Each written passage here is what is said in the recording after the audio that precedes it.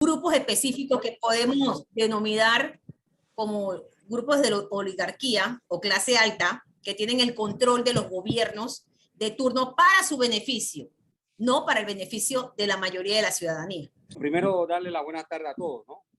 Hombres y mujeres que están aquí presentes, y pues agradecerles la oportunidad de este intercambio. Han escogido un tema que poco es debatido en los medios de comunicación, como ustedes saben, y que además desde el punto de vista conceptual, si lo analizamos en nuestra formación académica, ustedes que ya son licenciados y que aspiran a ser magíster y que entiendo están vinculados todos a medios de comunicación, debo imaginar que todos son periodistas o algo parecido.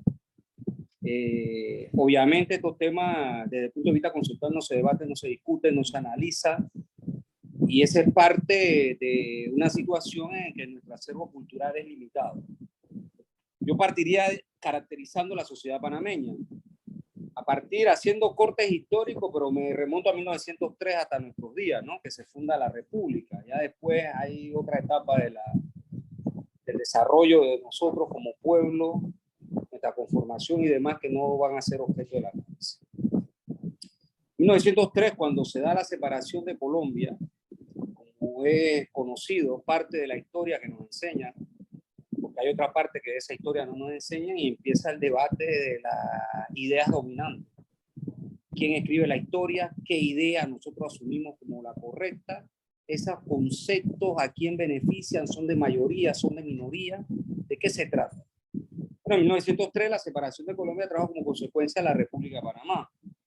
También conocemos que en medio de ello, quienes se han esforzado por tratar de vender el proceso como un proceso revolucionario, como conspirativo y demás, nos damos cuenta que a partir de ese momento son las élites, ¿verdad?, las que dirigen ese proceso. Manuel Amador Guerrero, por ejemplo, empleado del ferrocarril, médico, y podemos ir buscando los nombres de los próceres que están vinculados inmediatamente y directamente a los intereses económicos. Esto se mezcla con los intereses también transnacionales, es decir, los intereses, por ejemplo, geopolíticos gringos, que son los que también ayudan a conspirar, y eso no niega de ninguna manera la insatisfacción de los ismeños con relación a su decisión que se deriva en 1821 a incorporarse al proyecto de Bolívar, pero que además en ese desarrollo que se da hasta 1903, pues habían contradicciones con Bogotá. Eso no niega eso. Pero también debemos partir de un análisis integral, quiénes están detrás de esto y por qué, qué intereses representan. Los intereses geopolíticos norteamericanos de querer tener la posesión del canal, las bases militares y las áreas adyacentes. Entonces, bueno, ese número de personas que pasan a ser los próceres en la historia que nos transmite, son personas vinculadas obviamente al poder económico, que se conjugan con poder político y que naturalmente desarrollan lo que es el concepto de la república. ¿Qué ocurre aquí? Estos clanes oligárquicos, como se le conoce desde 1903, ven en el ejercicio del poder del gobierno la posibilidad de acrecentar sus intereses. ¿Intereses qué? Intereses personales, intereses de clanes, intereses económicos, que también se reflejan de distintas formas. Entonces, estos clanes y familias, esos apellidos que hemos escuchado hasta el presente, Pallarino, Fábrega, podemos ver otros apellidos como Alemán, Arias, etcétera, lo que llamamos la oligarquía, la crema innata, la oligarquía que la vamos a encontrar en el Club Unión. Esos clanes que no solo son de carácter económico, sino que se mezclan desde el punto de vista parental, es decir, se casan entre ellos, hacen familia entre ellos, son parientes, también tienen negocios juntos y demás. Son los clanes que vamos a ver de la oligarquía y del amplio debate que desde 1904 hasta la fecha se debaten en las famosas elecciones estas, entre comillas, democráticas en nuestro país, y vamos a ver que los partidos políticos que hoy conocemos como tradicionales, pero que tienen una historia también a lo largo de 1903 en 1903 y 4 hasta aquí, pues en esos partidos vamos a ver a los Chiari, vamos a ver a los Arias, vamos a ver a los Ballarinos, y vamos a ver lo que conocemos como estos clanes económicos que van a la presidencia, que se coalicionan, que compiten entre ellos, porque esto tiene fracciones, clanes, etcétera, que financian campañas políticas y que no solo es un problema de financiamiento de campañas políticas. La historia nuestra a lo largo de esta, lo que yo llamo pseudodemocracia, está desarrollada en golpes de Estado, que no necesariamente es el del 68, el del 68 lo dan los militares, pero entre los propios oligarcas se daban golpes de Estado, eso está registrado en nuestra historia, y generalmente tenían que ver con discrepancias, primero económicas, de intereses e incluso discrepancias entonces ya hasta rencillas familiares, de negocio, de quién se queda con X o Y cosas. Entonces estos sectores son los que controlan hasta hoy el poder.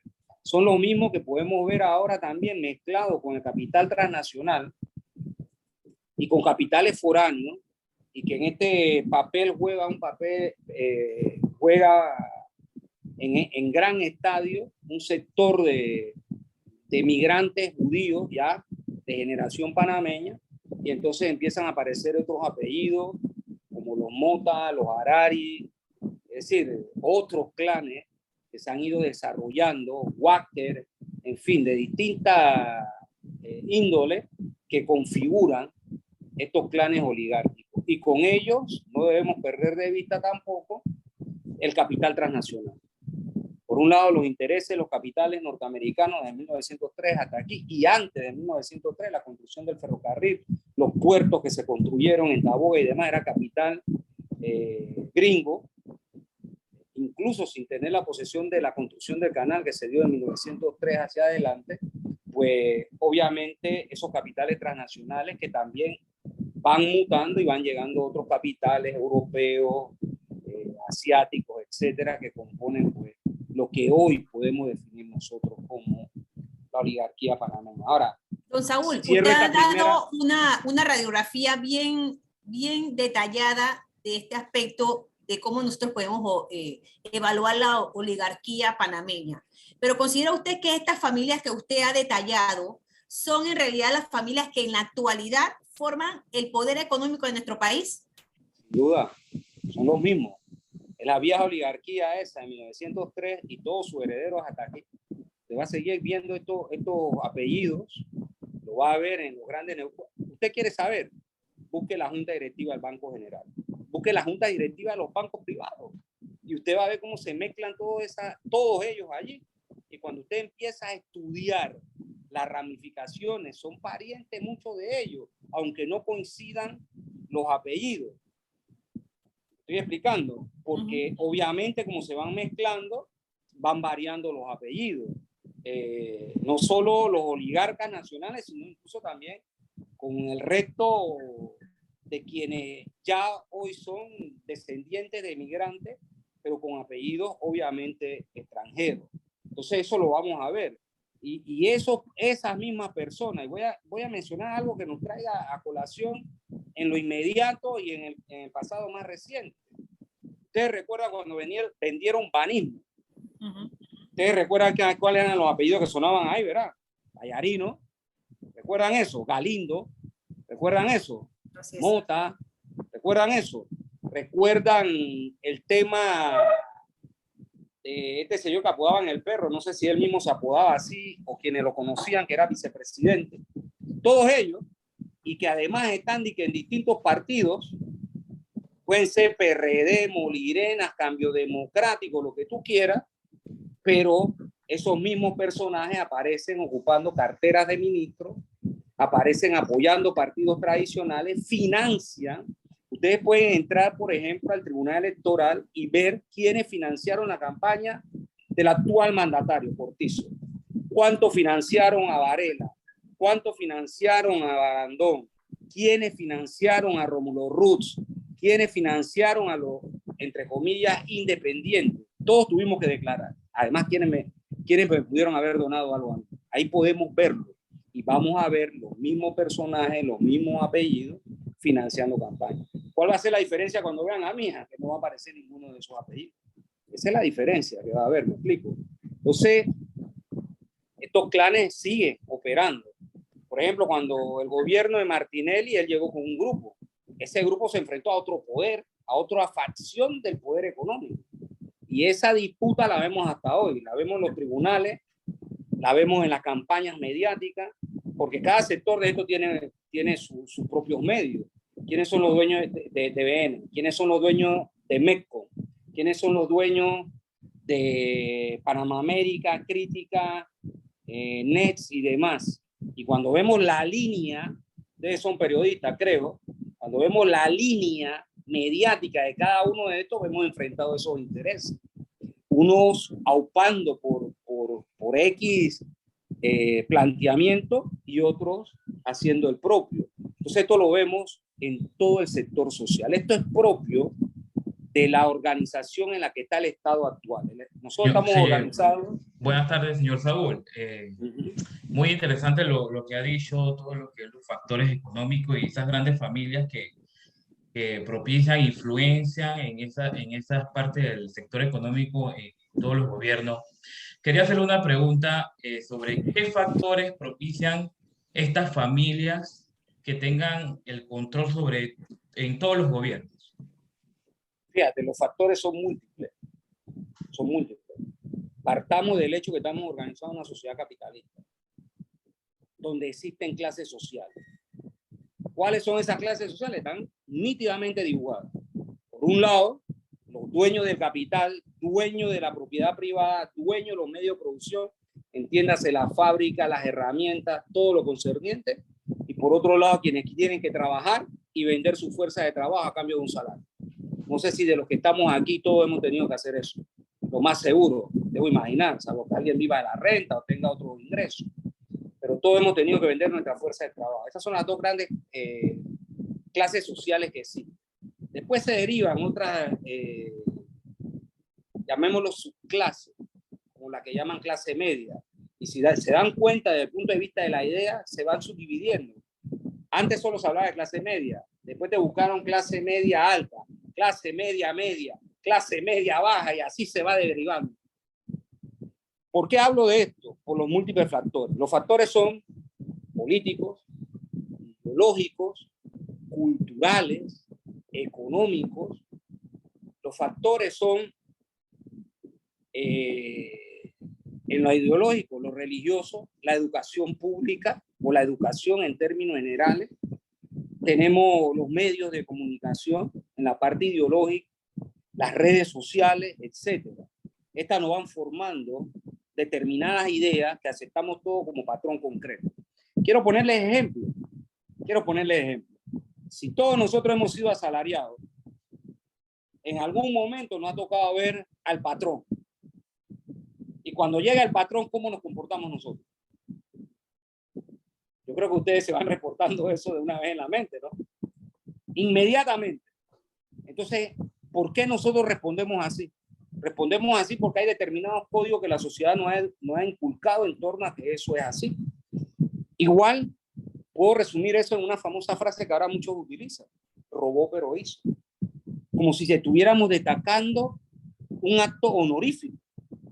Fíjense la degeneración desde el punto de vista de la idea que lleva a las clases sociales explotadas, es decir, a la mayoría, a aceptar este tipo de actos como correctos.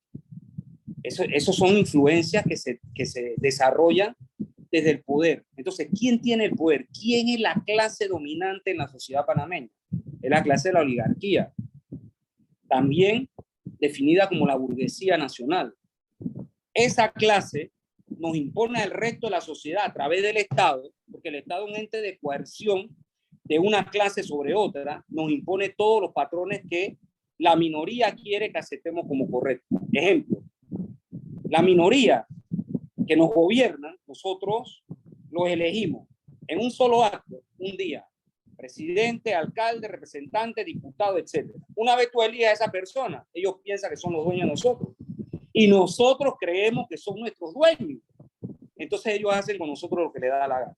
Pero cuando revisamos los últimos 32 años, los últimos 7 gobiernos, Endara, El Toro, Mireya, Martín, Martinelli, Varela y Cortizo, cuando revisamos su gestión, ¿a quién han beneficiado sus políticas económicas? ¿A quién han beneficiado las leyes? ¿A quiénes benefició la privatización? Yo creo que muchos de ustedes tienen edad para recordar cuando dijeron, tenemos que vender las empresas estatales porque son ineficientes, no sirven. Pagábamos la luz más barata, la telefonía más barata, hoy la pagamos más cara. ¿A quién benefició eso? ¿Al pueblo? ¿A la transnacional que compró? ¿A quienes la representan a través de los bufetes de abogados, estos que después suenan en Pandora Paper, Panama Paper y todos los papers que después van saliendo? ¿A quién beneficia? Entonces, todos estos elementos, por eso digo que esto tiene distintas aristas que podemos analizarlo en lo ideológico, en lo político, en lo cultural, en lo económico, es decir, en todo el espectro de la sociedad nuestra. Señor Saúl, Bueno, ha expuesto los factores bastante claros para la audiencia. Siguiendo la misma línea en que ya podemos tener una idea, un concepto de las familias que forman ese club selecto de los que manejan la política y manejan los hilos de la nación, a una pregunta más personal para usted, más conceptual. ¿Usted considera que podríamos tener nosotros una buena oligarquía? ¿Puede existir una buena oligarquía? Fíjese, en un sistema donde un hombre explota a otro, donde los hombres son explotados por otros, o sea, ¿cómo se diferencia una buena oligarquía de una mala oligarquía? Vamos a ponernos ejemplos claros.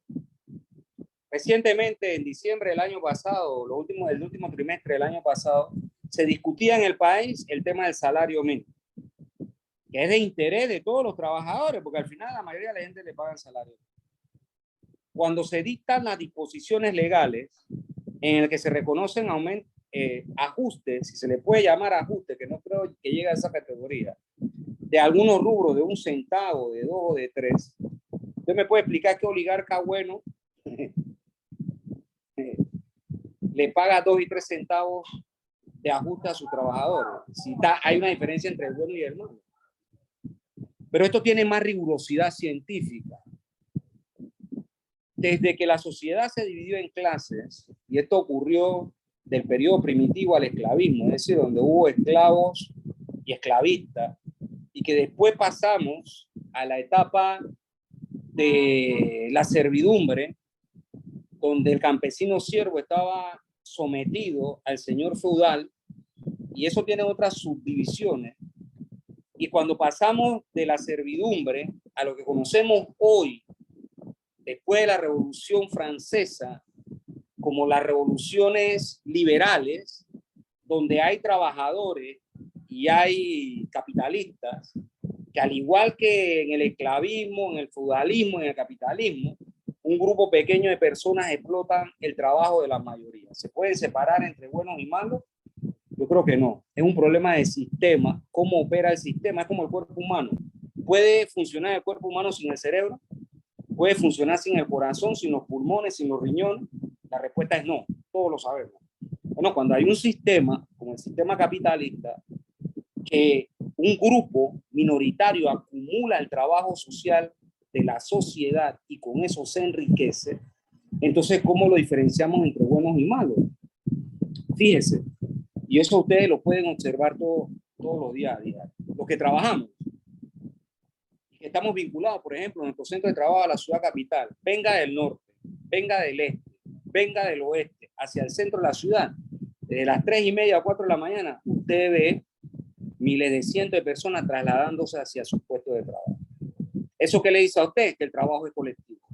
Pero cuando vamos a ver las condiciones de vida, las condiciones de trabajo, las condiciones salariales, ¿son iguales? No son iguales. En Panamá existen 120 personas hoy que acumulan 20.000 millones de dólares, mientras hay más de 400.000 panameños que padecen de hambre. Esos que acumulan esos más de 20.000 millones de dólares son los dueños del país y son parte de ellos los apellidos que ya hemos mencionado. Entonces esto no se puede dividir entre buenos y malos. En la historia de la humanidad, incluso incluso en la etapa de lo que se conoció como el socialismo utópico, hubieron capitalistas como Owen y otros que trataron de elaborar experimentos dándole mejor condición a sus trabajadores. Pero con eso que llaman competencia, mientras Owen le daba a sus trabajadores mayor condiciones de trabajo, el resto de los capitalistas daban menor. Quiere decir que cuando iban a la competencia, pues obviamente tenía que quebrar porque no podía competir con darle vida digna a sus trabajadores versus los que no la dan. Entonces esto no se puede dividir entre oligarcas buenos y oligarcas malos. Sí. Tampoco podemos tabla rasa decir, no, lo que pasa es que todos son malos y todos son buenos. Yo no creo que se va a individualizar, tenemos que analizarlo como sistema, sí, y ahí sacar nuestras conclusiones. Sí, Saúl, ahí en ese mismo orden de ideas, hablando de lo bueno y lo malo, si tuvieras que hacer una evaluación en estos momentos de los gobiernos que han tenido ese control político, ¿qué opinión te merece al respecto sobre eso? Fíjense, yo creo que también la podemos responder con ejemplo. Yo quiero hablar lo más sencillo posible para que nosotros podamos analizar. Preguntémonos para responderte. Después de la invasión norteamericana en Panamá, hace 32 años, que es otro corte histórico que estoy haciendo, ¿la educación pública es mejor o es peor? ¿Ustedes tienen esa respuesta? Estoy seguro que la tienen en su mente. ¿La salud pública es mejor o es peor? ¿Tiene la población los dotes de medicamentos cada que va al servicio público de salud? La atención que requiere. Imagínese que usted va con una dolencia cardíaca y su cita es dentro de 8 meses o 1 año. Eso está bien. Y si vamos al transporte público, hace un rato le hablaba a ustedes de qué pasa desde las 3:30 de la mañana con más de 1 millón de personas que se trasladan a su puesto de trabajo en el área de la capital. ¿Usted cree que a usted le vende la ilusión que compra una casa en Panamá Oeste? Casa que después no le llega el agua, donde la luz se va a cada momento, donde la infraestructura de las vías públicas no alcanzan para la cantidad de carros que han inducido a la gente a comprar. Y que después usted se para a las 3:30 de la mañana, es padre de familia, sus hijos van a la escuela a las 7 de la mañana, no se lo puede llevar a las 3:30 de la mañana, obviamente.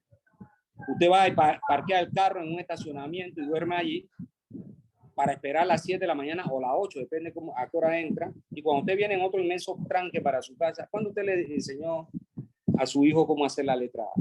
¿Cuándo le dijo te quiero? ¿Cuándo le enseñó algo? ¿Eso está bien o está mal? Entonces, cuando estamos analizando las políticas públicas en Panamá en los últimos 32 años, nosotros podemos sacar conclusiones sencillas. ¿Estamos viviendo mejor o cada vez está peor la situación? El poder adquisitivo de los salarios.